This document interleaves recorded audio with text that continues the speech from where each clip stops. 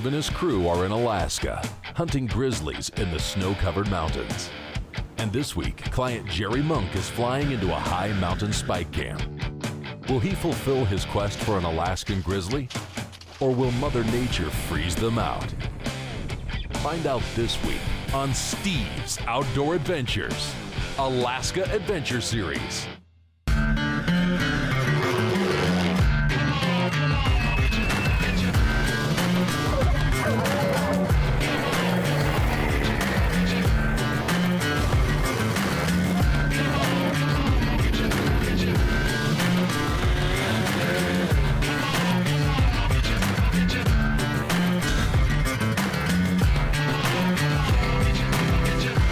Steve's Outdoor Adventures is sponsored by Steiner Optics, CVA and Bergara Custom Barrels and Rifles, UDAP Bear Pepper Spray, Corbon Ammunition, Marathon Seat Covers, and Burris Optics and the family of Eliminator Laser Scopes.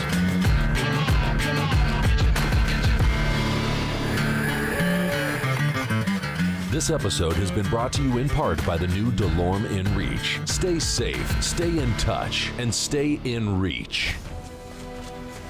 Last week we previewed what is the Alaska Adventure Series, and we left off with my clients Jerry Monk and Danny MacArthur arriving in base camp. The weather's getting good and the hunting is about to take off. But before we head up on the mountain, let's get to know Jerry Monk. Jerry Monk is a fourth-generation dairy farmer and rancher from Amalga, Utah. He farms alfalfa, corn, and barley on land that his great-grandparents homesteaded many years ago. And he operates the Riverview Dairy, which was founded by his father, running over 500 milk cows. It's been a several generation thing. Father and grandfather were both in the dairying, and I grew up on that. Actually went to college and thought about leaving, but stayed with the farm.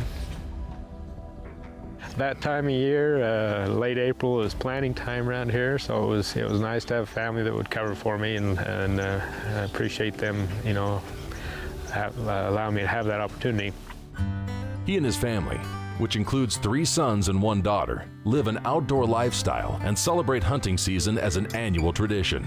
And the walls of his home are covered with photos and trophies, all memories of seasons past, and testament to his family's hunting heritage. Hunting's always been a part of the family too. 3 boys and son-in-law all like hunting, so Sunday dinner conversation can easily venture into hunting or scouting or trail cameras or something like that. We enjoy doing it, and it's kind of a family tradition that's built some relationships that are meaningful. When I decided to film clients as part of the Alaska Adventure Series, I asked people to submit their resume along with photographs. That way that I could read about them and look at the photographs and get a feel for who they were. I needed to choose people who could get it done at the moment of truth on film. Jerry's resume was a lot like most Western big game hunters. He had a lifetime of experience hunting elk and mule deer, but what really set him apart were his trips to Alaska for both moose and Dall sheep, and he had taken both mountain goat and sheep in his home state of Utah. He's an adventure hunter. He has a lot of snowmobiling experience, and frankly, I really felt like Jerry was going to be able to get it done when it came down to the moment of truth. Jerry's hunting mountain grizzlies in the Alaska range. It's mid-April, and the big bears are digging out of their snow-covered dens. Shortly after arriving at base camp, Jerry and fellow Steve's Outdoor Adventures client Danny MacArthur flipped a coin to see who would hunt first, and Jerry won, electing to go first. Heads it is. You go first or defer? I'll go first. All right. Jerry would be hunting with one of my Bergara custom rifles chambered in .338 Winchester Magnum. I topped this gun with the new Burris Eliminator 3 laser scope and loaded it with Corbon's 225 grain TDPX ammunition. This is the perfect caliber, scope, and bullet for open Western big game hunting, and it's more than enough gun when it comes to hunting grizzlies and brown bears. When we come back from commercial break, Jerry flies into Spike Camp and the real adventure begins. Follow Steve's Outdoor Adventures on Facebook and Twitter to keep up with all the latest events and get live updates from the field. I use the FlexTone Dominator Bugle because its adjustable latex reeds make it possible for me to make a full range of bull elk sounds.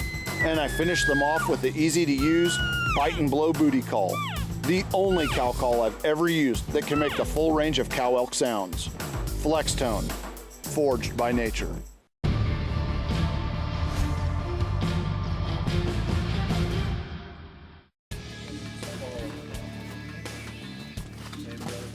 As soon as Jerry and Dan arrived at base camp, the pilots took off and started flying the high country, looking for bear dens. Loading up. Today's the day.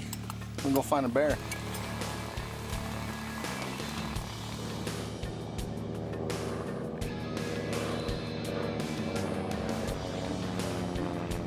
We had multiple planes in the air that were scouting for the open dens, and with warmer sunny weather the last couple of days, we knew it was just a matter of time before the bears started popping out. The plan was simple, and it worked. The pilots flew hundreds of square miles of Alaskan wilderness and located multiple bear dens in a high mountain pass. After dropping off guide Jeremy Rusing to start setting up camp, the pilots returned to pick up Steve, his cameraman, and the hunter. This would be no plush camp. It only consisted of 2 tents, and not just any tent. Up here, the Frontier Gear Bomb shelter tents are the choice.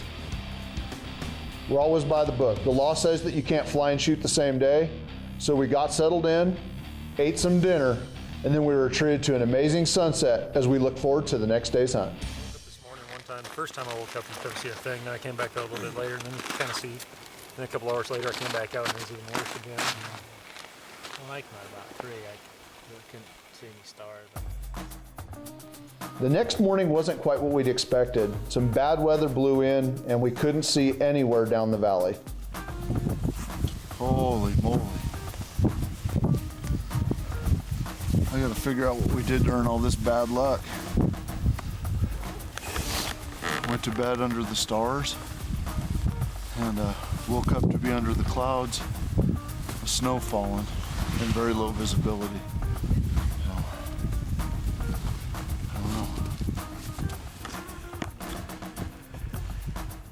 Around midday, the weather cleared up just enough so that we could see down the valley and do some glassing.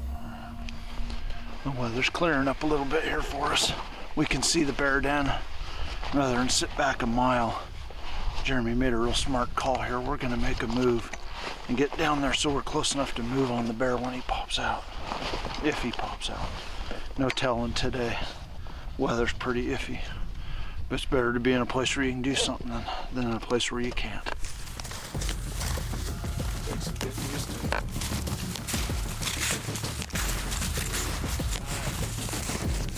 Well, around midday, the weather broke and the sun came out. Jeremy made the call to get closer to the bear dens and set up and glass for the bear.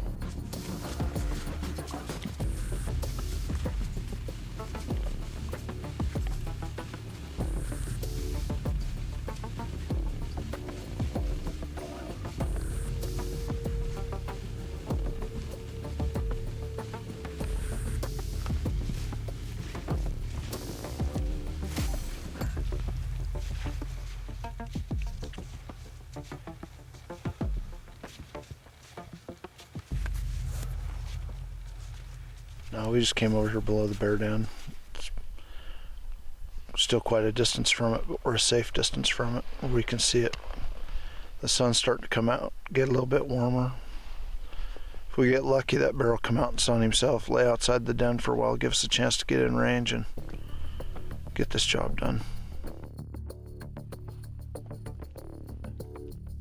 Saw the bear come out a couple of times yesterday. Haven't seen it come out today, but bad weather, low visibility this morning. It's just starting to clear up now, so took a hike over to get closer to it and just gonna wait for it to come out, hopefully. After several hours of glassing, the hunters call it a day. Because it was snowy and cold all morning, it wasn't surprising that we didn't see a bear. But if it would just clear up and warm up just a little bit, we knew it would be just a matter of time. We spent the better part of the afternoon and evening out here watching the bear den. Didn't come out. That weather this morning probably put him in the den for an extra day, so You know, with the sun getting ready to dip down below the horizon, it's going to start getting cold and dark around here pretty soon, so we're going to start our hike back to camp. But if the weather will hold like this, nice and clear, sunny, get nice and warm on that den tomorrow, could be the day. Great day on the mountain. I mean, at least we're not in the cabin. We got some blue sky by the end of the day. The bear just didn't come out for us today, and hopefully tomorrow will be a better day. When we come back from commercial break, the sun isn't the only thing that comes out. This segment is sponsored by Lights Out Trail Camera by Wild Game Innovations. The Sportsman's Guide, the largest supply of name brand hunting gear at closeout prices.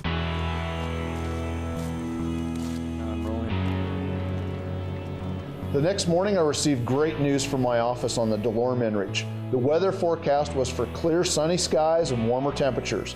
Sure enough, I stuck my head outside the tent and it was blue skies. So we suited up and headed down to our glassing spot. We're gonna hike down, set up on the den, see if that bear will come out and play. Hopefully today's the day.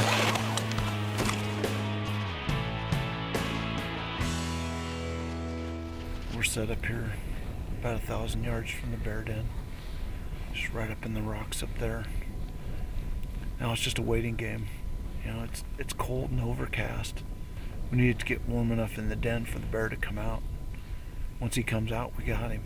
You know, or at least a great shot at getting him. He was out 3 days ago when the sun was out. He was out 2 days ago when the sun was out. But he hasn't been out today. So, and he wasn't out yesterday. Can't sleep forever. So we'll just keep waiting, watching. After about 2 hours of glassing, Steve and Jeremy spot a grizzly walking above the dens and down the ridge into the valley.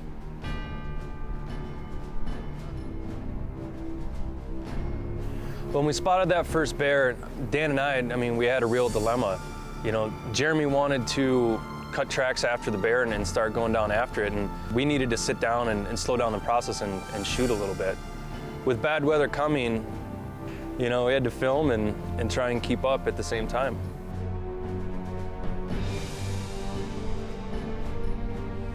This bear came out and started heading down the valley away from us.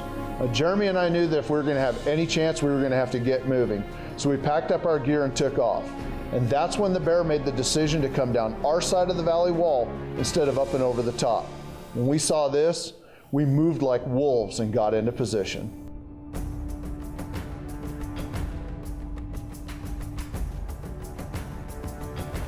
When we first saw the bear, we knew we had to get going fast to cut it off.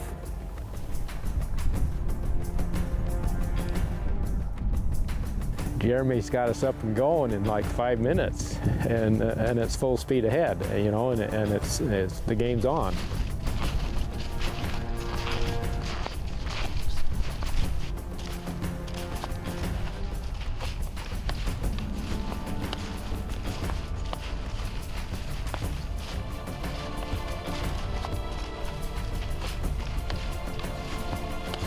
Not really sure. He's sitting on the rock right up there. I think he's still plenty far away.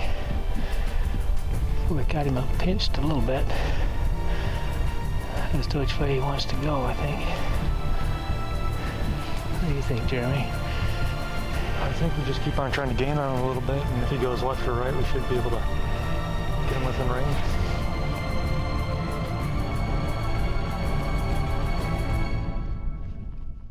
Closed captioning for Steve's Outdoor Adventures is sponsored by Kershaw Knives.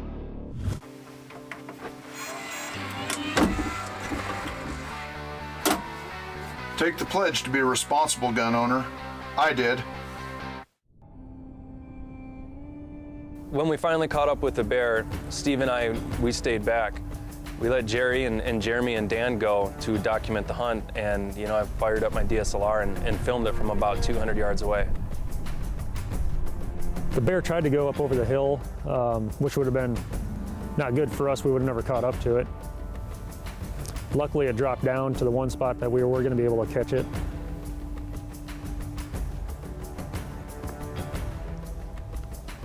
Everything went as planned.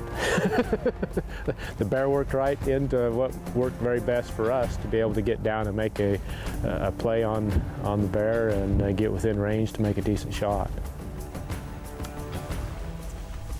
I watched Jerry get set up in his backpack in a prone position with the gun, and I didn't think he was going to shoot because the bear seemed to me to be a long ways up the mountain.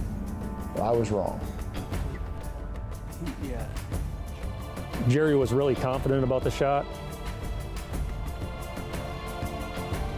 After a long uphill stalk, Jeremy knew they couldn't risk getting any closer without a high probability of the bear running off down the valley, and made a tough decision. He had Jerry get set up and laid down prone with a rest. The bear was over 500 yards away.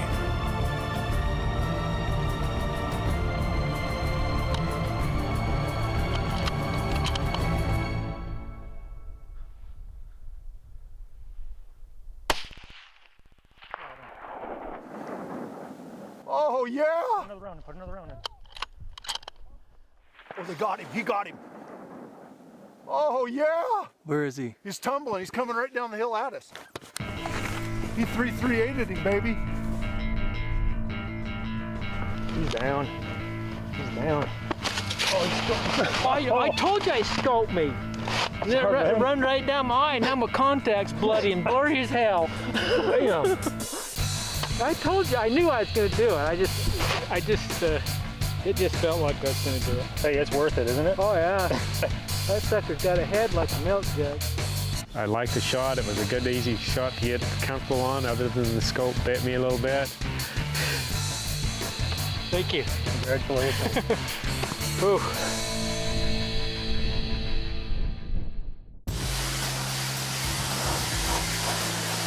Can you pressure wash the inside of your truck out? Probably not. Not unless you have Marathon seat covers. Go to the Outdoor Channel website and enter to win a set of Marathon seat covers, a proud sponsor of Steve's Outdoor Adventures. After the break, watch Jerry Monk put his hands on his first Alaskan grizzly bear. Wheeler Engineering Delta Series, the most comprehensive line of AR tools available. Steve's Outdoor Adventures is sponsored by Steiner Optics, CVA, Bergara Custom Barrels and Rifles, UDAP Bear Pepper Spray, Kershaw Knives, Corbon Ammunition, Marathon Seat Covers, the new DeLorme InReach, and Burris Optics and the family of Eliminator Laser Scopes. If you'd like to book this hunt for yourself, give my office a call. The toll-free number and website address are listed at the bottom of the screen. And I'm always available to take your calls and answer your questions and personally help you book the hunting or fishing trip of a lifetime.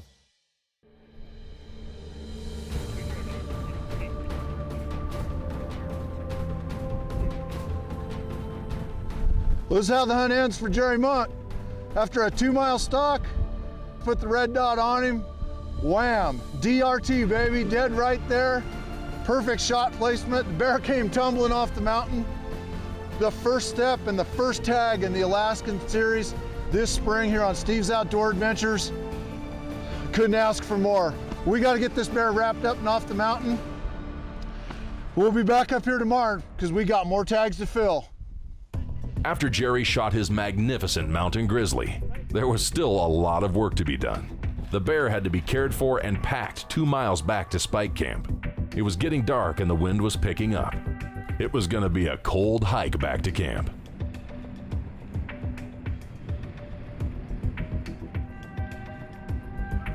That hike back to camp took forever. With the wind in our face and the temperatures dropping, it was miserable. And after such an awesome hunt, all I could do was just put my head down and take one step at a time. And I hate snowshoes.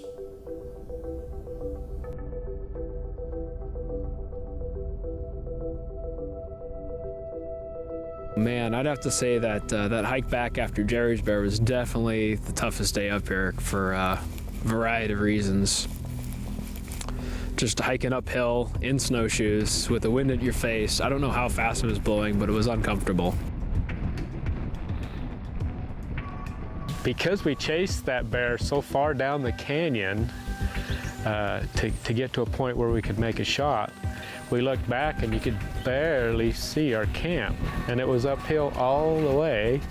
The guide was definitely the first one back, that was no doubt, because he was in the best shape, but the rest of us lingered along and made it all before dark. So that was termed the Monk Death March, I guess. So,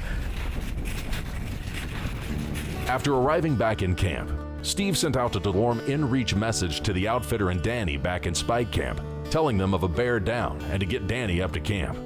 It was his turn now.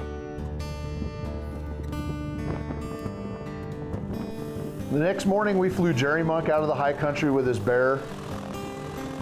And after a short stop at base camp to collect the rest of his gear, he was flown back to Anchorage to catch an Alaska Airlines flight back home, back to his farm, back to his family. And while we bode farewell to our good friend Jerry Monk, we welcomed Danny MacArthur to camp. And shortly after his arrival, the planes came back, told us they'd located several bear dens on a mountainside and lower country. We broke down camp in record time, loaded up the planes and flew down to set up what we called Camp MacArthur. But that is a story for another week.